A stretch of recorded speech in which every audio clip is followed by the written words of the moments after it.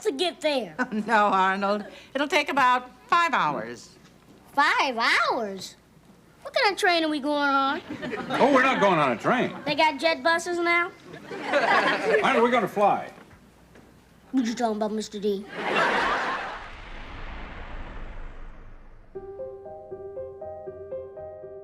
On Wednesday, May 26, 2010, Gary Coleman, who will forever be remembered as the pint-sized powerhouse who played Arnold Jackson on Diff'rent Strokes from 1978 to 1986, suffered a traumatic brain injury when he fell at his home in Santa Quin, Utah. His ex-wife, Shannon Price, who was still living with him despite their divorce 2 years earlier, called 911 and reported that Coleman had fallen and his head was bleeding badly. She told the dispatcher that she unfortunately couldn't personally render Coleman any medical aid because the sight of blood disgusted her so much that she feared she might have a seizure. So, during the time it took for paramedics to arrive, Coleman continued to lie on the ground, semi-conscious, bleeding profusely. By the time Coleman got to the hospital, he was in dire straits. Doctors placed him in a medically induced coma to reduce brain swelling and put him on life support. But the odds were stacked against him. Coleman's long history of chronic illness had taken a devastating toll on his body. Born with a congenital kidney disease that stunted his growth and left him dependent on dialysis and transplants, he'd endured a lifetime of medical complications. In addition to his physical ailments, Coleman battled depression, anxiety, and the daily pain associated with his dwarfism, a condition that required constant medication, including painkillers. By the late 2000s, his health had deteriorated significantly, and he apparently suffered a series of falls, including one in 2009 that likewise left him with a head injury and led to a brief stay in intensive care. Coleman said that injury caused him persistent pain and disorientation. The most recent fall, however, was clearly far more catastrophic. For 2 days, Coleman lay unconscious as doctors conducted scans and neurological evaluations, hoping for any sign of brain activity.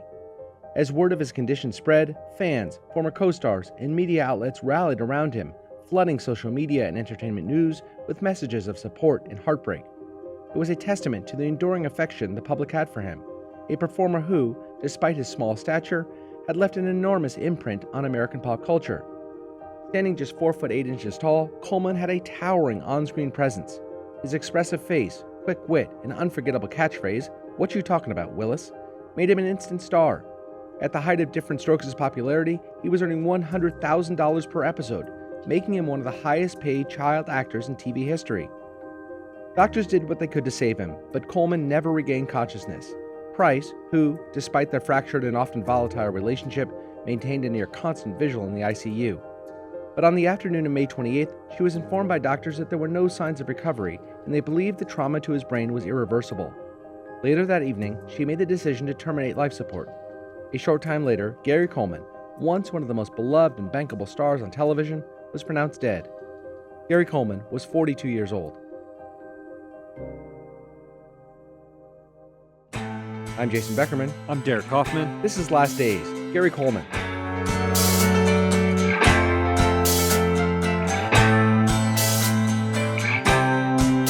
TMZ broke the news of Gary Coleman's death at 6:35 p.m. on Friday, May 28, 2010, reporting that the Utah Valley Regional Medical Center had removed the actor from life support and had officially ruled his death a tragic accident caused by an intracranial hemorrhage following a fall. But in the days and weeks that followed, questions began to swirl about the exact circumstances of that fall, and many of those questions were pointed directly at Coleman's ex-wife, Shannon Price.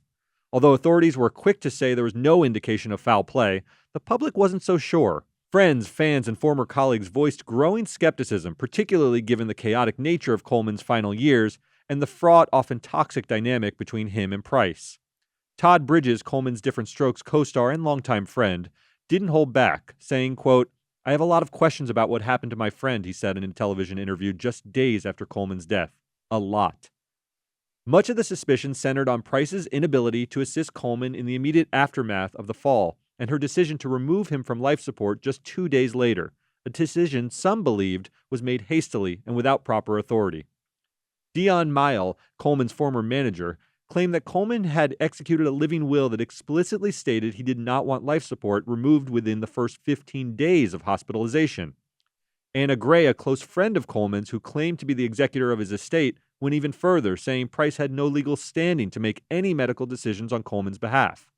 Price fired back, insisting that although the couple had officially divorced in 2008, They had continued to live together, and she considered herself his, quote, common-law wife, a status she claimed gave her authority to act on his behalf. Some legal experts were quick to point out that Utah does not even recognize common-law marriage without formal written documentation, which Price seemed to be unable to produce. Gray and Mile later challenged Price's decision-making in probate court, but by that time, of course, it was too late to do anything about it. And then, just 10 days after Coleman's death, a fresh controversy erupted. The Globe tabloid published a shocking cover photo showing Price posing beside Coleman's unconscious, comatose body in his hospital bed. The image was graphic, deeply unsettling, and reportedly sold to the publication for $10,000. Price vehemently denied being the seller and claimed she had no idea how the photo ended up in the tabloid's hands. But few believed her. Critics slammed the photo as exploitative and tasteless, and many took it as yet another sign of Price's opportunism. If she hadn't directly profited from the photo, people asked, why had she allowed herself to be photographed at all? Remember this? This was insane. This It's photo, horrific. just to describe it for people who are listening, it shows her looking somewhat somber, like her head right next to Coleman's, but staring directly at the camera. And he's completely unconscious. He has completely tubes unconscious. in his tubes up his face. nose, Yeah. up in his mouth, the whole thing. And this gets released. Why was she taking this picture at all? That's what the question that couldn't be answered. Even if you're willing to entertain the idea that someone came in the hospital room, which was a fairly, I would imagine, private setting where, paparazzi couldn't get into a hospital room. She is posing for the photo. Even though she's not smiling, she's aware of the camera, while Gary Coleman, lying there unconscious, is not aware of it. She has no answer to that question. Even if she didn't pocket money and it's not the worst case scenario, why the hell do you take that photo in the first place? There's no Instagram back then, so you're not posting it. It's 2010. There's Facebook. I mean, but I'll give she her didn't some credit. post. Maybe you want sort of a memory of your loved one while they're still technically alive, but it just seems so gross and exploitative. It really is. And there's a little bit of unfairness. There were a lot of publications at the time saying she showed her smiling face next to Coleman. She's not. She's not smiling. She looks very sort of somber and sad, and her husband, or ex-husband, I guess, is clearly dying next to her. But I just can't imagine a scenario where I would have a loved one in a bed looking like that, and I would put my face close to them and then smile, or not smile, look at the camera for what appears to be a selfie. Look, there's a lot of mystery surrounding Shannon Price's role in this fall. We'll discuss that in this episode. But that image is inescapable in how it frames what you think of Shannon Price. To me, even if she did nothing, and I don't know whether she did anything, it still frames her in such a negative light that it allows for the indulgence of thinking about whether she played a role in his death. Yeah, and to that point, in the years that followed, theories of foul play refused to die down. Shannon Price remained a figure of public fascination, often portrayed as erratic, unstable, and possibly even dangerous. Coleman's fans and friends kept the pressure on local law enforcement, repeatedly calling for the case to be reopened. But the Santaquin Police Department and the Utah County Attorney's Office stood firm. After multiple reviews, they concluded there was no credible evidence to suggest that Coleman's death was anything other than a tragic accident. And that might have been the end of it until July 2025, when Price resurfaced in dramatic fashion. In a high-profile appearance on A&E's lie detector, Truth or Deception, Price volunteered to take a polygraph test in an apparent effort to finally clear her name. The results, however, only reignited suspicion. Asked directly whether she had physically caused Coleman's fall, the one that led to his death, Price failed the question, according to the show's polygraph expert, a former FBI agent. Two other questions, one about whether she ever struck Coleman and another about whether she had intentionally delayed helping him as he lay on the ground bleeding, came back as inconclusive. Price insisted the results were flawed. Quote, "I would never hurt my husband, ever," she said tearfully. But critics were quick to point out that Price had previously admitted in multiple interviews to slapping Coleman a couple times during their turbulent marriage. For many, the polygraph results, inconclusive or not, only deepened the mystery of what really happened to Gary Coleman that day in Utah. Coleman's death and the theories surrounding it have only grown more complex over time, and that's due in part to the already complicated life he led. Born in 1968 and adopted as an infant by W.G. and Edmonia Sue Coleman, life immediately handed him challenges. He was diagnosed with a rare congenital kidney disease. It would require constant dialysis and multiple surgeries, including 2 kidney transplants, one at age 5 and the other at 16. The disease and the heavy doses of steroids used to treat it permanently stunted his growth, topped out at 4 feet 8 inches tall. But while his physical development was limited, his screen presence was anything but. In 1977, after catching the attention of a casting agent during a commercial audition, Coleman was cast in a short-lived remake of The Little Rascals, and then episodes of a show called Medical Center. But later that year, he got his break when he was cast by Norman Lear as George Jefferson's wisecracking 8-year-old nephew, Raymond, on The Jeffersons, and he became an instant sensation. Hi. Who are you? I'm your nephew. I just wanted to tell you not to pick me up at the airport because I'm here. Raymond! You're not supposed to be here for another hour. I took another plane. My parents dropped me off early, so I traded in my ticket. Oh, by yourself? I'm Louise. You're even more beautiful than your pictures. Oh, not really. I bet when she was younger, she was one foxy number. What? Norman Lear knew Coleman was a star, and with Lear's other show, Maude, nearing an end, he got the idea to team up Coleman with Maude star Conrad Bain in a new sitcom. The result was Diff'rent Strokes, the groundbreaking sitcom about two African-American brothers from Harlem who are adopted by a wealthy white businessman and move into his Park Avenue penthouse. Premiering in 1978, the show immediately struck a chord with audiences by blending heartwarming family moments with socially relevant themes, tackling topics like racism, class, drug abuse, and child molestation in a way that was rare for sitcoms at the time. And at the center of it all was Gary Coleman. With his wide-eyed expressions, pitch-perfect comedic timing, and high-pitched zingers, Coleman didn't just play Arnold, he was the show. His signature, "What You Talking About, Willis," became one of the most iconic catchphrases in television history, repeated endlessly in homes, schoolyards, and pop culture. He quickly became the series' breakout star, stealing nearly every scene he was in and turning what could have been a supporting role into the main attraction. Critics praised his natural charisma, while audiences, both kids and adults, could not get enough. I kinda had another run-in with Bobby the Blimp. What do you mean, kinda? Well, he kinda asked for it, so I kinda stuck my foot out, and he kinda tripped and kinda fell on his big fat face. Jason, this show is very important to me. I have seen every single episode of Diff'rent Strokes.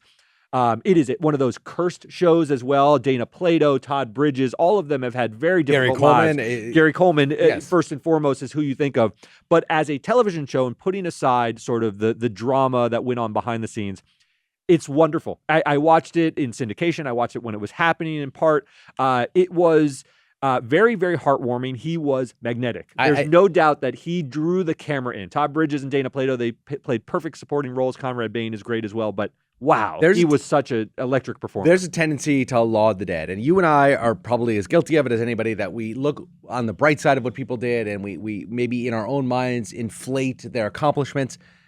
Rewatching, I have also seen every single episode as a kid. Rewatching some of this for this pod, he is insanely talented. Gary Coleman, it's incredible. He blows everyone off the He's 8 years screen, old on and the he's 8 years Jeffersons, and that clip we played earlier, he's 8 years old, and he is dynamite in that. The timing incredible. is like a comedian in his prime. Yes. And he's an 8-year-old kid. Yes, incredible. And so he starts this show when he's 10. It goes until he's, I guess, 18 or so.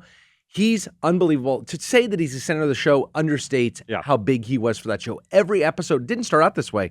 Every episode begins to revolve around him getting a hijinks, sort of almost a Winnie the Pooh character where he, haplessly falls into sort of trouble all the time and then tries to get out of it and falls deeper in. And the show's really good. I encourage people who haven't watched it since they were kids to go back and give it a look on YouTube. It's really good. It's more than the catchphrase, "What You Talking About, Willis?" And he's not there with just a bunch of hacks. I want to emphasize, Conrad Bain was a serious actor, had been on tons of shows. Charlotte Ray, who was Mrs. Garrett, who then spun off into Facts of Life. Yes. I mean, it was a show that created other great shows of the era. And Diff'rent Strokes, it was taken seriously at the time. We've now sort of reduced it to it's a sitcom from the 80s. It has some of those tropes, the catchphrases and so forth, the heartwarming moments, Nancy Reagan showing up for Just Say No to Drugs. Muhammad Ali was on. Muhammad Ali would show up. Janet Jackson has been on the show. It is just one of those shows that if you haven't ever visited, you should really take a look.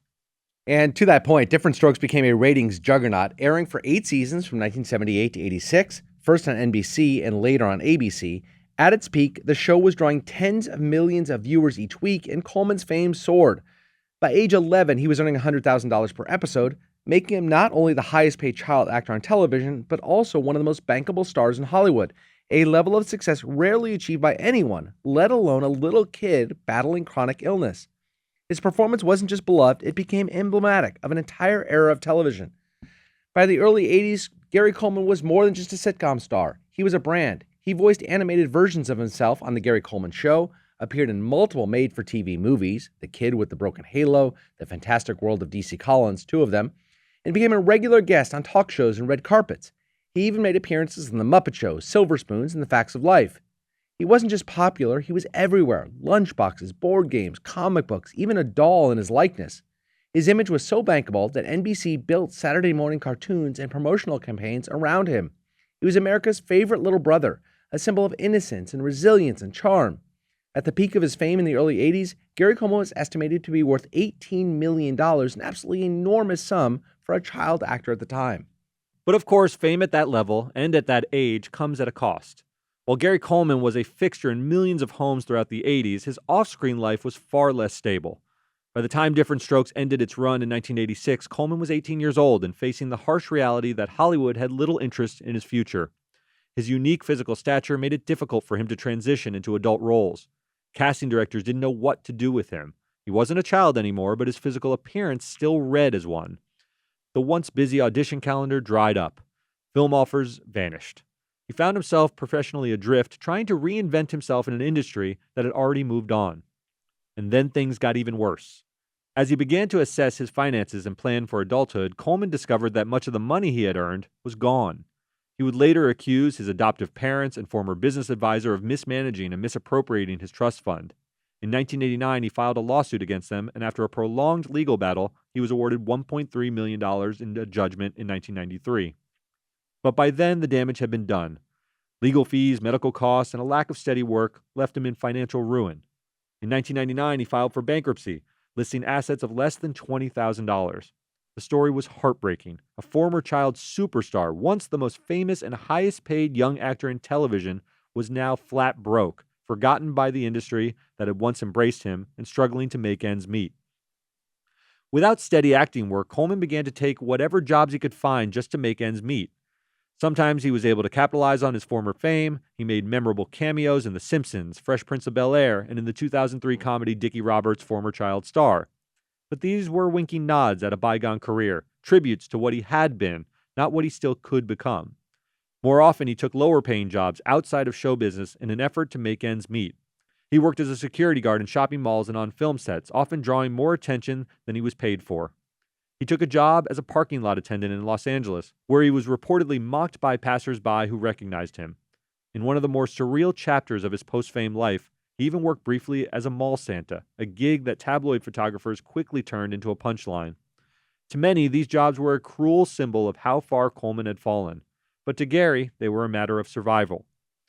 Still, Coleman tried to reinvent himself. In 2003, he ran for governor of California in the state's recall election.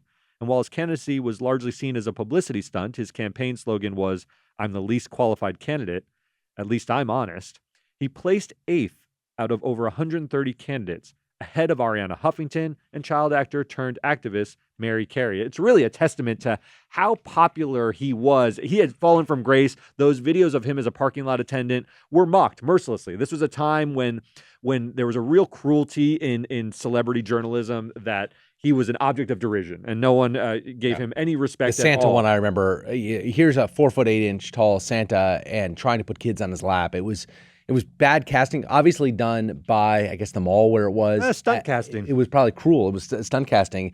He didn't need the cash, and I mean, I think he sort of knew that he was the center of the joke, the butt of the joke. But I don't think he liked it at all. He was this is the one thing about Gary Coleman. I've seen documentaries on him. He was smart. Yeah. Gary Coleman was very self-aware. You don't have that kind of comedic timing and that ability and that sparkle and charm without knowing. And he knew he was the butt of the joke, and he knew he just needed cash. So he would take these roles, but he knew they were beneath him. He knew it was sort of undignified. And it was very, very sad to see. And then in the late 2000s, Shannon Price was added to the mix. The two first met in early 2005 while she was working as an extra on the set of a straight-to-DVD film Coleman was in called Church Ball. At the time, Coleman was 38 and Price was 22, and the relationship quickly evolved, and they married in August 2007. Almost immediately, allegations surfaced that Price was manipulating him into accepting degrading roles and allowing their personal life to be filmed and sold as spectacle.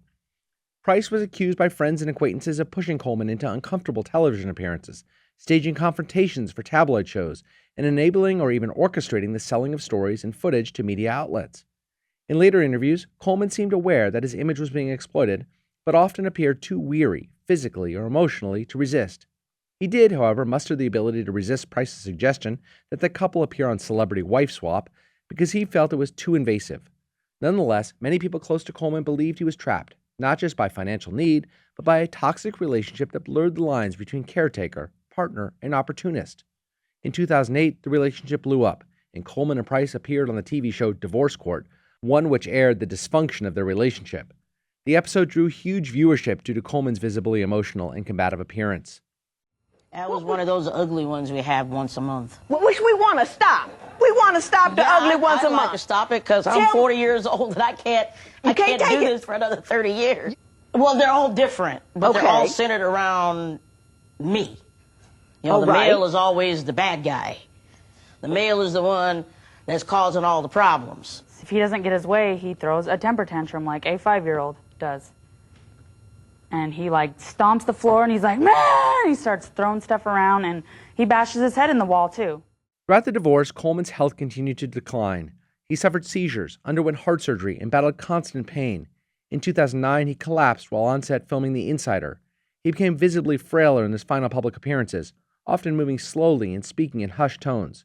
Though he sometimes lashed out at fans or the media, many saw those moments as the actions of a man who had been betrayed by the very system that once elevated him. What becomes clear when examining the life and death of Gary Coleman is that there is no redemption in this tragedy. There is no rise, fall, and rise again, only a meteoric ascent followed by a long, painful decline. His life stands as a cautionary tale of early fame, financial mismanagement, and profound emotional isolation, a stark reminder of how the entertainment industry so often fails to protect its youngest and most vulnerable talents. Perhaps saddest of all is that Coleman understood exactly what was happening to him, yet felt powerless to stop it. He said, quote, "If someone had told me that my life was going to be like this early enough where I could have got out, I would have," he once said. "I still think about that. I still fantasize about that."